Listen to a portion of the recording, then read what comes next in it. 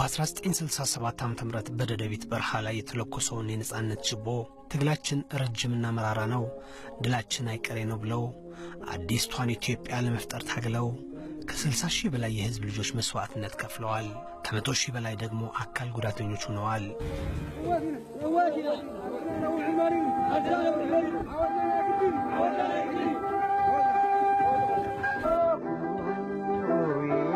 ተደና رمت دبل قال ستبارك زواحتنا يكافي معبل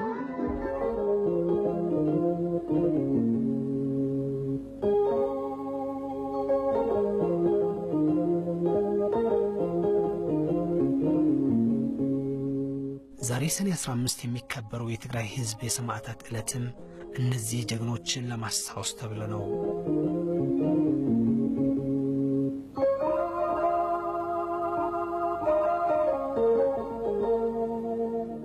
تاريخ يهلكن تاريخ يموتن تاريخ يحسسن حمش تدقي كبيره تاريخ هالكم تاريخ يموتن تاريخ يدبززم አምስት ልጆቼ በመስዋዕትነት ባጣም በተገኘው ውጤት ግን ደስተኛ ነኝ።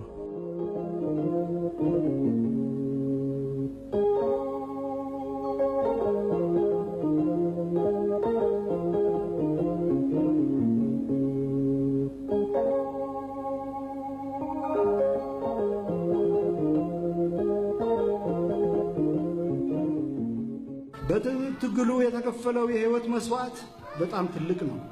60 ሺህ ታጋዮች ለዚህ የሰላም ዲሞክራሲና ልማት መስዋዕት ከፍለዋል።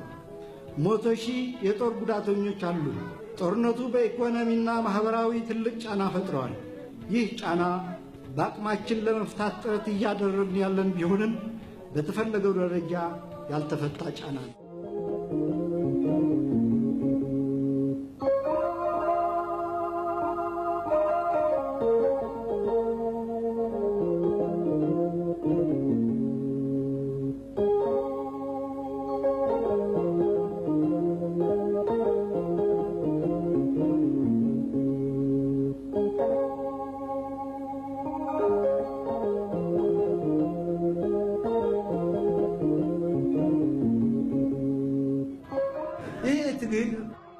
ታውዘንድ ጀግኖች የፈጠረ እኛ እኮ አጋጣሚ ሆኖና አዲስ አበባ የገባ አዲስ አበባ ጋር ለቢያስብ ያለከም ሌላውም እንጃ ያሰበ ከነበር አለከም አዲስ አበባ ገባለው ብዬ አስበለ ትርፍ ነኝ አጋጣሚ ነው አዲስ አበባ ማአት ጀግና የፈጠረ ትግል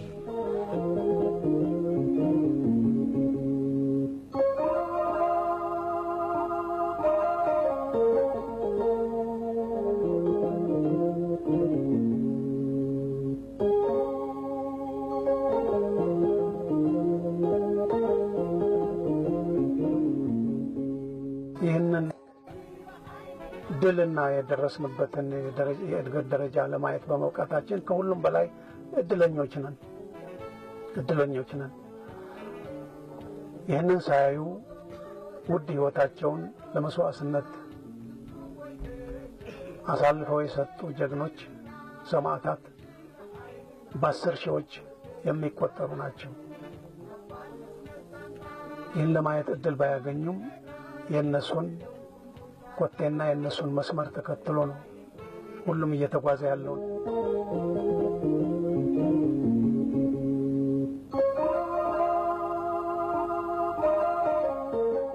ይህ የትግራይ ህዝብ አብዮታዊ የትግል ሂደት የሚያንጸባርቅ ሐውልት ያረፈበት ስፍራና ሐውልት የቆመበት ቦታ ስንመለከት አቀማመጡ ትግሉ ሰፊ ህዝባዊ መሰረት እንደነበረው የሚያመለክት ነው።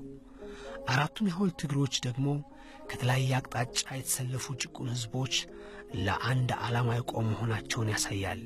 አራቱም የሐውልት እግሮች ተጣምረው አንድ ምሰሶ ፈጥረው ወደ ላይ መውጣታቸው ደግሞ ትግሉን ያጋጠሙትን ፈተናዎች አልፎ ወደ አንድ መጥቶ ተጠናክሮና ጉልበት ፈጥሮ ወደፊት መራመዱን ያመለክታል።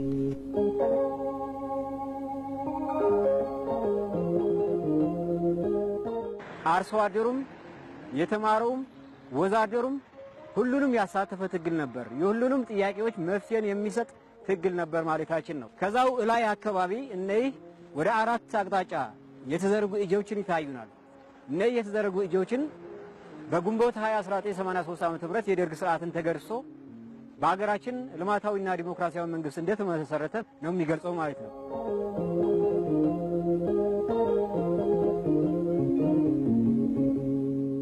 በትግል መስመራቸው እዚህ ያደረሱን ሰማዕታት ታላቁ መሪ ታጋይ መለስ ዜናዊን ጨምሮ ሕያውነታቸውን የሚረጋገጠው አስተሳሰባቸውና ራዕያቸው ይበልጥ በማህበረሰቡ ሰርጾ በማያቋርጥ ማዕበል ከቀጠለ ነው። ሰማዕታቱ እንዲሆን የፈለጉት የነበረው ስርዓት ያው የደርግ ስርዓት ነው። እሱን ማፍረስ ብቻ አይደለም ህዝቡ እንዲጠቀም ለሚስተር መለስ ደግሞ እሱም ያው በትግሉም የነበረ ነው። ከተራ ጀምሮ እስከ አመራር እሱም ቀጠለባት እንደ አመራር ማለት ነው። ግን የራሱ አይደለም የሰራው የሌሎችንም ጨምሮ ማለት ነው። ሰማዕታት የቆሙለት ዓላማ የነበራቸው ራዕይ በበለጠ ተጠናክሮ ትልቅ አቅምና ፈርጣማ በሆነ ጉልበት እየተሰራ ነው። በስኬታቸው ያስመዘገበ እየሄደ እንደሆነ ነው ማየት የምንችለው።